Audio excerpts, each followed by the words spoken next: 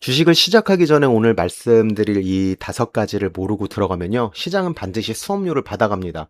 저도 냈습니다. 그리고 제 주변도 다 냈습니다. 오늘 이 영상은 그 수업료를 아끼는 영상입니다. 계좌 만들기 전에 입문자분들은 이것부터 보고 시작하세요. 안녕하세요, 윤타입니다. 이 영상은 이제 막 주식을 시작하시는 분, 시작한 지 얼마 안 돼서 이미 좀 물려보신 분, 그리고 이제 공부는 해야겠는데 뭐부터 봐야 될지 모르겠다 하시는 분을 위해 만들었습니다. 오늘 5가지를 가져가시게 될 건데요. 뭐 종목 추천이 아니고요. 시장이 움직이는 원리, 그 변하지 않는 본질, 잃지 않는 행동 원칙에 대해서 이야기를 드리려고 합니다. 목차입니다. 첫째, 수익은 종목이 아니라 비중에서 난다. 리밸런싱이고요. 둘째, 가치 투자에 대한 씁쓸한 진실입니다. 여기에서 영상 뒤로 가시는 분들 좀 생길 것 같아요. 그래도 그게 맞는 것 같아요. 셋째, 이 가격이 현실을 바꾼다. 재기성 이론. 넷째, 주가는 언제 떨어지는가. 다섯째, 대상승장. 음악이 멈추기 전에. 큰 상승장에서 대체 언제 내려야 하는 질문에 월가 CEO의 아주 유명한 한마디로 답을 드립니다. 네, 끝까지 보시는 거를 추천을 드립니다. 첫 번째, 수익은 종목이 아니라 비중에서 납니다. 리밸런싱이죠. 초보 때는 다들 이렇게 생각해요. 뭘 사느냐가 전부다. 그런데 이상한 일이 벌어집니다. 같은 종목을 샀는데 누구는 벌고 누구는 잃습니다. 종목이 같은데 결과가 다르다? 그럼 차이는 종목이 아니라는 뜻이죠. 차이는 얼마를 어떻게 들고 있었느냐, 즉 가장 중요한 개념인 비중 조절, 그리고 대응입니다. 비중 조절이 전 가장 중요하다고 생각을 해요. 저는 큰 3가지 카테고리로 나누거든요. 계좌 관리, 그 다음에 투자 매뉴얼, 그 다음에 수익권 관리. 그 중에서 계좌 관리에 있는 비중 조절이 가장 중요하다고 생각을 합니다. 그게 바로 리밸런싱의 개념에 들어가 있죠. 그 비중 관리를 자동으로 만들어주는 장치가 바로 리밸런싱입니다. 말은 어려운데 원리는 초등학생도 할 수 있습니다. 예를 들어 내 돈을 주식 70, 그리고 현금 30으로 정해놨다고 해볼게요. 그러면 이 숫자는 예시입니다. 정답이 아니라 본인 상황에 맞게 정하는 거겠죠. 주식이 올라서 80이 되면 10만큼 덜어내서 다시 70대 30. 주식이 빠져서 60이 되면요, 현금에서 채워서 다시 70대 30. 끝입니다. 이게 리밸런싱이에요. 그래서 주식과 현금의 비율을 맞추는 거죠. 뭐 또 다른 리밸런싱의 개념도 있어요. 주식과 채권의 개념, 위험자산, 안전자산. 근데 저는 이제 주식 투자에 한해서는 주식과 현금, 그래서 현금도 하나의 종목이다라고 제가 이야기를 자주 드리죠. 이 단순한 규칙이 뭘 해주냐, 오르면은 자동으로 일부 익절이 됩니다. 빠지면 자동으로 싸게 사는 거죠. 예, 자동 주문 시스템으로요. 근데 사람들은 대부분 어떻게 하죠? 반대로 하죠. 고점에서 흥분해서 더 사고 저점에서 공포에 질려 던집니다. 사실은 이 리밸런싱이라는 것 자체가 그 감정을 규칙으로 차단하는 장치입니다. 판단을 잘하는 게 아니라 아예 판단할 일을 없애는 거죠. 같이 스터디를 하고 공부하시는 멤버분들이랑 매달 이거 합니다. 월간 복귀를 매달 쓰거든요. 안 하면은 저희는 남이다 이렇게 얘기를 하는데, 종목 자랑이 아니라 우리는 비중 점검부터 하는 거예요. 지금 네 계좌 정한 비율에서 얼마나 벗어나 있냐. 그래서 입문자라면은 오늘 이거 하나만 정하셔도 됩니다. 중요하니까 또 이야기 드리면, 국장은 현금 50%가 저희는 국룰입니다. 저희는 그래요. 나의 비율, 그리고 그 비율로 되돌리는 날짜까지 한번 정해 보시면은 좋을 것 같습니다.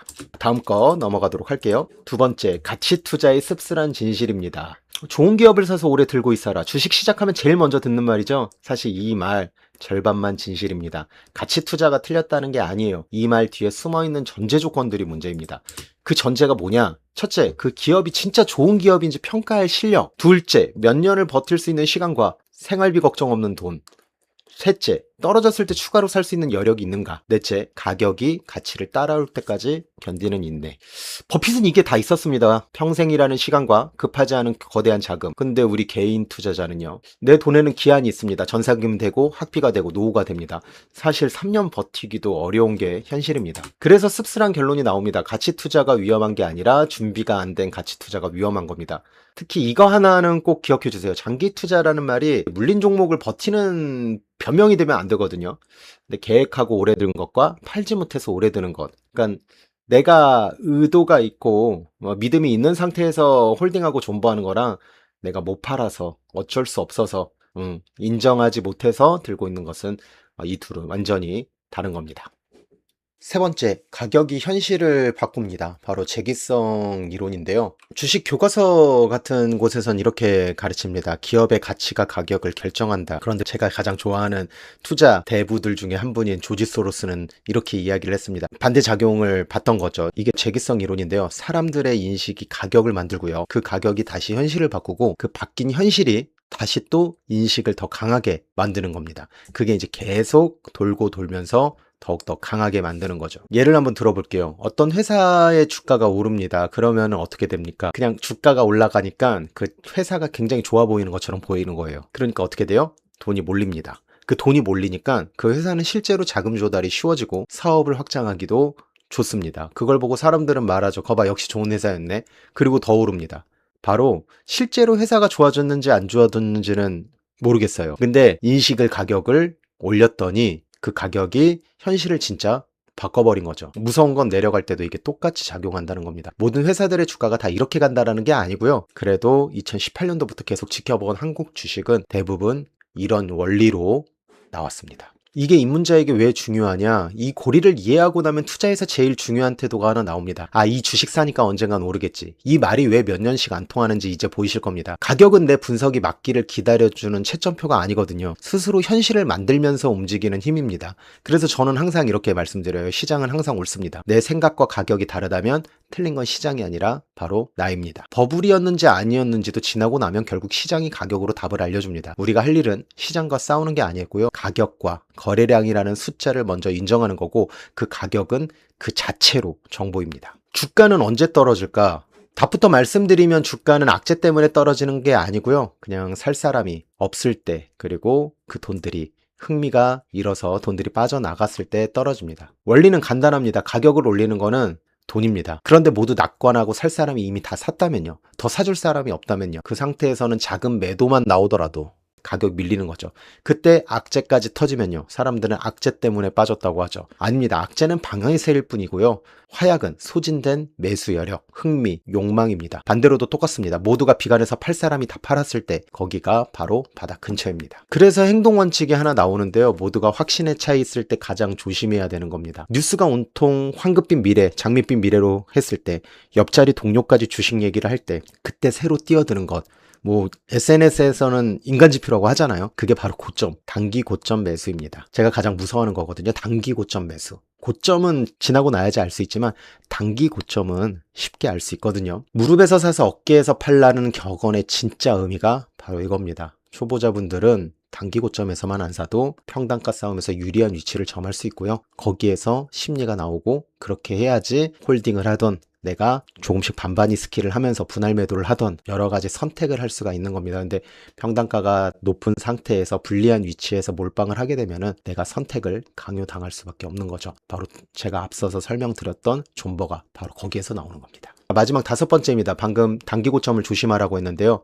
그런데 큰 돈은 결국에는 대상승장에서 나옵니다. 조심하라면서 상승장을 타라니 이거 모순 아니냐? 이제 이 모순을 풀어야지 진짜 오늘의 입문 강의가 마무리되는 겁니다. 2007년 여름 시티그룹 CEO 찰스 프린스가 파이낸셜 타임스 인터뷰에서 이런 말을 남깁니다. 음악이 흐르는 동안은 일어나서 춤을 춰야 한다. 시장이 뜨거울 때 우리만 빠질 수 없다는 얘기죠. 포모 현상이 대한민국 사람은 너무 심하기 때문에 이건 쉽지 않아요. 제가 얼마 전에 책 출간으로 인해서 코스피가 10,000포인트가 가든 20,000포인트가 가든 지금은 단기 고점이기 때문에 비중을 좀 줄이셔야 된다. 그래서 저도 국내 주식의 비중을 20%로 줄였습니다.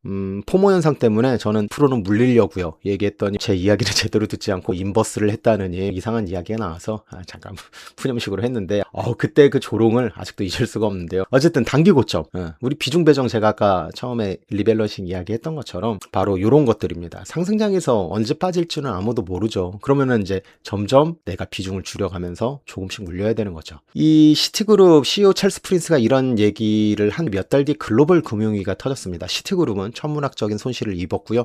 그때 CEO 찰스 프린스는 물러났습니다. 이 이야기의 교훈이 춤추지 말라는 걸까요? 아닙니다. 상승장에 올라타는 것 자체는 맞습니다. 큰 수익은 바로 거기에서 나오니까요. 어떻게 보면은 상승장과 같은 축제 파티에 조심하고 아무것도 안 하는 거는 저는 오히려 바보 같은 행동이라고 생각을 해요. 이러한 상승장에서는 시장이 가져다주는 수익을 우리 투자자는 오랫동안 하락장, 횡보장을 견디기 때문에 이때는 정말 즐기면서 수익을 내야 됩니다. 제가 그래서 항상 그런 얘기해요. 하락장, 횡보장 때 공부하고 생각을 해야지 상승장 때 공부하고 생각할 때 아니다. 이때는 그냥 결심하는 거다. 이때는 의사결정하느라고 정신없어야지 평소에 공부해서 칼을 날카롭게 갈아놔야 된다고 이런 얘기를 하거든요. 근데 그때 상승장에 공부하시는 분들은 사실은 좀 죄송한 얘기지만 뒷북칠 확률이 또 높죠. 물론 공부라는 거는 계속 하긴 해야 되지만 그때서야 무언가를 배우고 하기에는 내가 체득화 단계에 이르렀을 때는 단기 고점의 끝부분일 확률이 굉장히 높겠죠. 그래서 문제는 이 상승장에서는 음악에 취해서 음악이 끝나간다라는 신호를 안 보는 거예요. 그럼 음악이 끝나갈 때 어떤 신호가 나오냐? 제가 시장 후반부마다 점검하는 세 가지입니다. 하나, 안 오르던 종목까지 다 오릅니다. 돈이 돌고 돌아 마지막 남은 계잡주까지 순환매가 닿으면요, 진짜 그게 마지막 불꽃인 경우가 많습니다. 둘째, 주식 안 하던 사람들이 계좌를 만듭니다. 신규 자금의 마지막 유입입니다. 살 사람이 소진되어 간다는 뜻이죠. 제가 아까 이야기했던 네 번째 그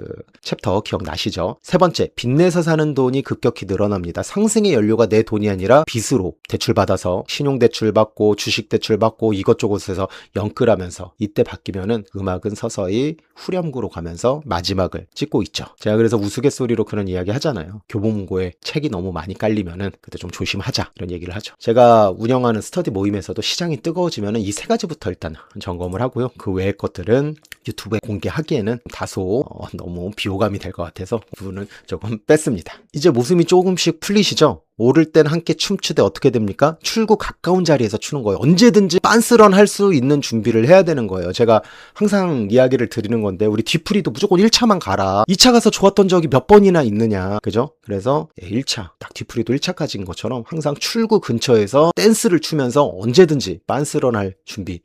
불이 나도 제일 먼저 비상구에서 가까운 데서 춤을 추고 있어야 된다라는 거예요. 눈치채셨나요? 이것도 바로 첫 번째 제가 이야기 드렸던 챕터의 리밸런싱이 바로 그 자동 출구 장치입니다. 그래서 첫 번째 제가 이야기했던 챕터부터 5가지 다 자연스럽게 하나의 결로 연결되어 있다라고 보시면 됩니다. 자, 정리 한번 해보도록 하겠습니다. 딱 5줄입니다. 첫 번째, 수익은 종목이 아니라 비중에서 납니다. 리밸런싱이죠. 둘째, 준비 안 된 가치 투자가 가장 위험합니다. 장기 투자를 변명으로 쓰지 않아야 됩니다. 국장에서 저는 장기 투자가 통하지 않다고 생각을 합니다. 셋째, 가격이 현실을 바꿉니다. 개인 투자자는 대부분 가치를 볼 수 없거든요. 저 또한 마찬가지고요. 원래 소중한 거는 지나고 나서야 안다라는 말처럼 우리는 가격 때문에 사는 겁니다. 지금 이 영상도 그리고 제가 꾸준하게 하는 투자 원데이 클래스도 무료기 때문에 아마 오시는 분들이 대부분이고요. 그 무료로 체험을 하고 그 다음에 가치를 느껴보는 거죠. 내 뇌피셜보다 숫자를 인정하는 게 더 중요합니다. 네 번째, 주가는 욕망에 의해서 올라갑니다. 주가가 살 사람이 소진되었을 때는 떨어집니다.